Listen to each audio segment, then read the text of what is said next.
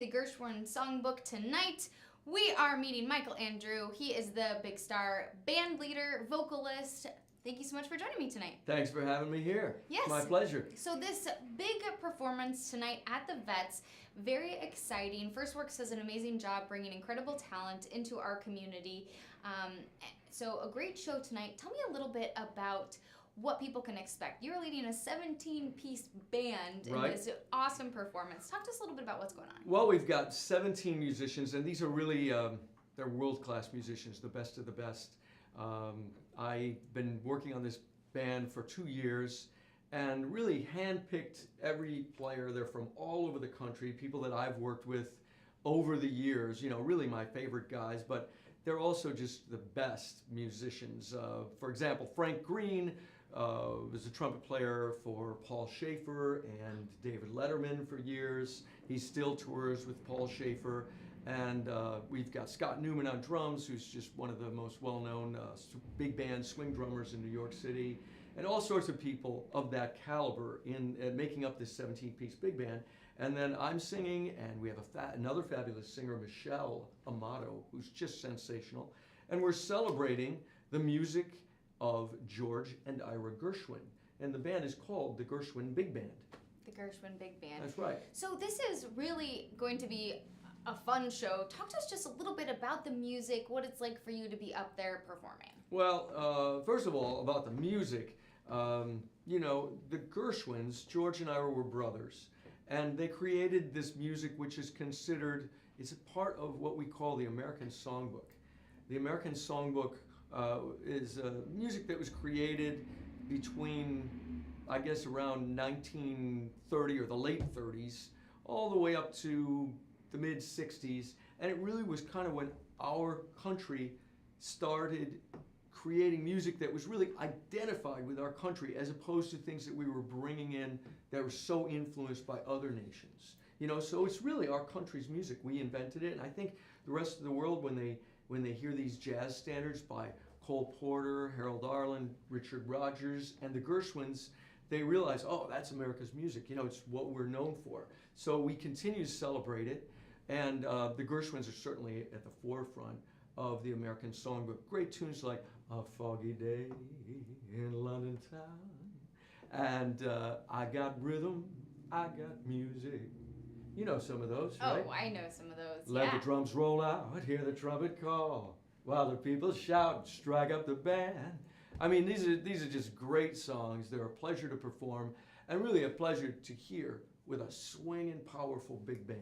Well, that's what I was going to say. You have this, there has to be so much just energy, and you have this band behind you, with you. What's it like to have that energy on stage? Right. Well, that is the whole thing about a big band. I think it's got the most energy of any ensemble you could put together because of the sheer size of it. And they really let loose because, you know, we're sort of a jazz band, so we're not quite as disciplined or regimented as a classical orchestra, although that can also be thrilling.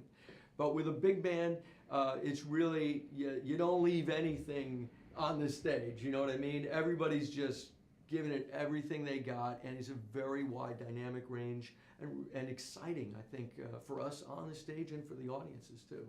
So I always think that's so fun, that's so exciting, that's so interesting. But like you said, there's no real limits. And I've spoken with a lot of jazz artists and musicians on this show. Do you have to be so disciplined to not veer off script when you're performing in a show like this? Because it can be so invigorating and exciting. And with jazz music, there's all of that improvisation. So do you have to be disciplined to make sure you're staying on the line? You absolutely do, but you have to know when there's room for improvisation and when it's time to just play as an ensemble to get that big sound. Yeah. So there's a big mix between ensemble playing in order to get that huge big band sound, and then there's a lot of featured soloists, and when they have their solos, they have all the room they want for improvisation. Cool. They can just jam. Yeah. Just go for it. That's right. That's really neat. And like we've said, FirstWorks does an amazing job bringing incredible talent to this community. Also going to be some younger artists from the Philharmonic Music School going to be playing, kind of opening up the show for you. What's it like to be able to see young musicians coming up in the world? It's incredible. We did a matinee today for young people, And I think it was students from kindergarten through 12th grade. And man, they were just a fabulous audience because they have so much energy, but they also gave us their full attention. So when we get that from a group of kids, it's just thrilling, and it gives us hope for the future because we want this music to live on. And it's, you know, not just these songs, but the genre, the style, like you mentioned, the discipline. And I think it's important. So we're thrilled to be associated with an organization that's, you know, helping the education of kids. That's pretty neat. Talk to me just a little bit about this music, the Gershwin music, the classic, iconic music. What's it like for you to be able to breathe almost new life into it? Do you bring your own style to it? Yes, we do. We try to be, we try to present it in a way that we think would be pleasing to the composers, you know. But at the same time, we don't want to imitate something else that's gone before us. Once in a while, we will do that because we're paying tribute not only to the composers, but to a particular version. So we'll say, this is the version, for example, that Harry James created just for this song. And in that case, we do sort of want to make it sound like those original versions. But in most cases, we do want to put our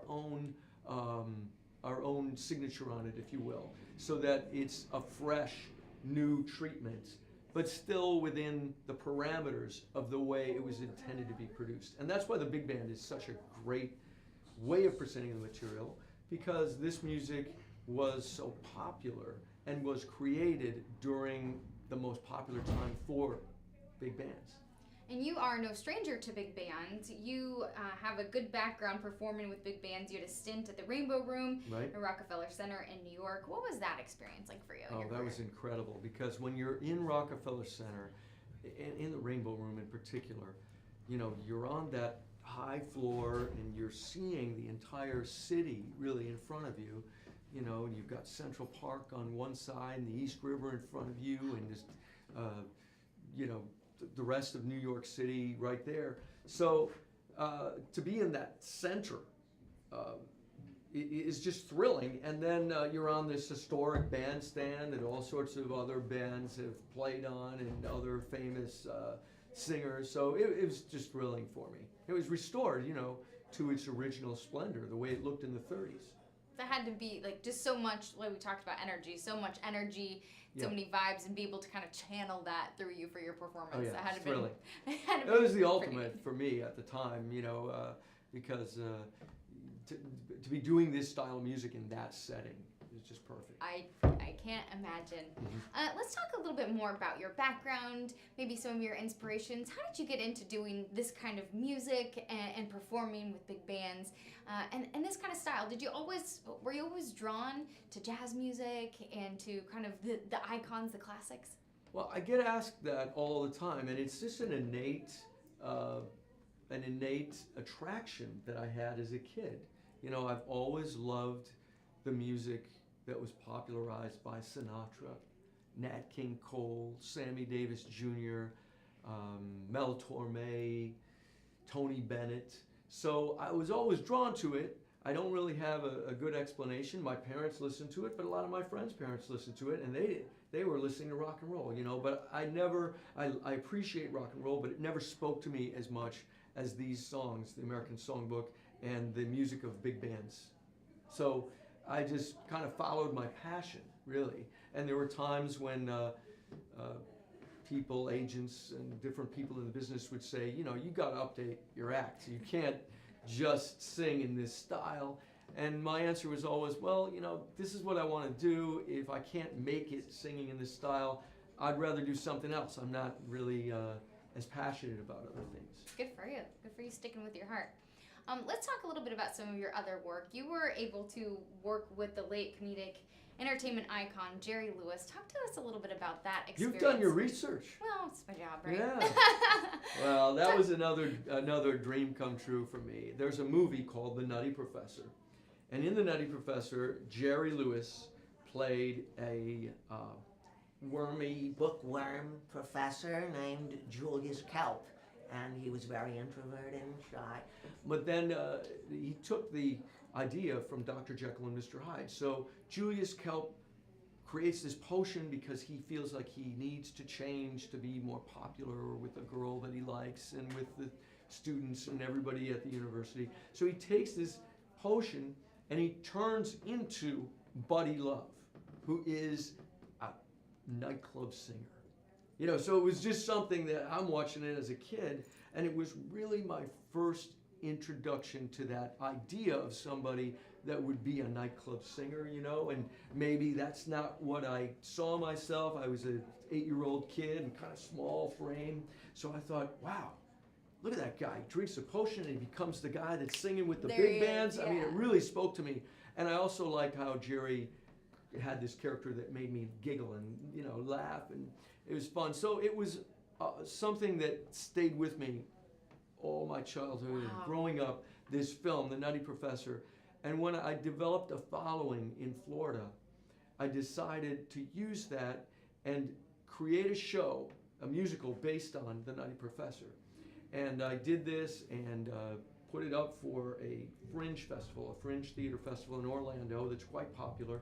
And we sold out, we got articles and newspapers, and then a producer saw it and said, you got to get this idea to Jerry Lewis. That's awesome. It was kind of intimidating to me because I thought, well, gee, what if he doesn't like it? You know, I never met him, and it's way beyond my dream to actually meet him and have him know about this show.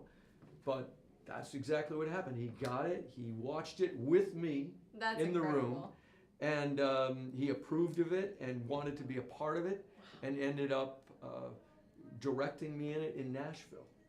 And he got Marvin Hamlish and Rupert Holmes to write our book and score for the musical, The Nutty Professor. Unfortunately, right during our out-of-town tryout in Nashville, Marvin passed away unexpectedly. So that kind of threw us in limbo and made it very tough to go forward from there. And then Jerry's health, you know, declined and Jerry passed away. But what a thrill for me. I mean, beyond any of my expectations and dreams, here I was playing these characters for the guy that was my idol and had created them. So Jerry became my mentor and friend. Talk about an opportunity and for you to create something, and then how nerve-wracking but inspiring, and he sang your praises. So who cares what other people say, right? Like, well, it was the thrill of my life. It really was. So, but you know, wow. I had to keep working as we stopped, and fate led me to meet Todd Gershwin, who is the great who also has sang your praises. Yes, and Todd is the great nephew of George and Ira Gershwin, and that's how we started putting this show together over 2 years ago. So it all seemed to work out. That's pretty neat. Pretty Right. incredible story as well. Nashville's a fun town. Absolutely. A lot of music there. A lot of music going on in Yes, Nashville. What's yes. cool about Nashville, too, is that you think it might just be country music going on, but there is every single different type of music going on all over the place. Every style. It's incredible. It's so cool. Yeah, we had some musicians in the pit for the Nutty Professor that, you know, were just some of the best musicians I'd ever heard in that style, which was, again, it was sort of a big band style. Yeah. Because that was the style of Buddy Love. Nashville's a fun place, so a great place to do that. It's been such a pleasure speaking with you, kind of hearing about your story. Pleasure's been mine. What are you looking forward to for tonight?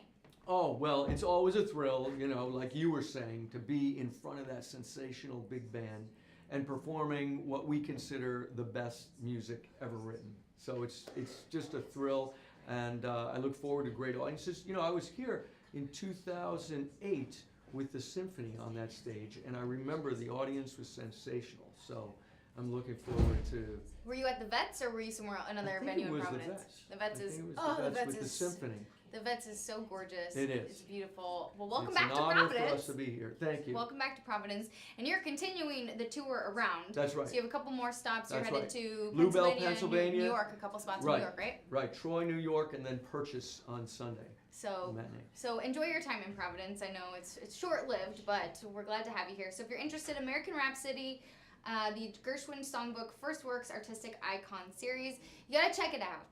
Tonight, show starts. The big show starts at 7:30. So Thank you again for joining us. Hopefully you, you'll Molly. come back to I'd love Providence. to. You gotta come back. I would love to. Awesome. So thank you so much. We're going to wrap up here in the Lifestyle Hour of Go Local Live. I'm Molly O'Brien. Thank you so much. Kate Nagel kicks things off here in just a moment or two. Thank you so much for watching. I will see you tomorrow.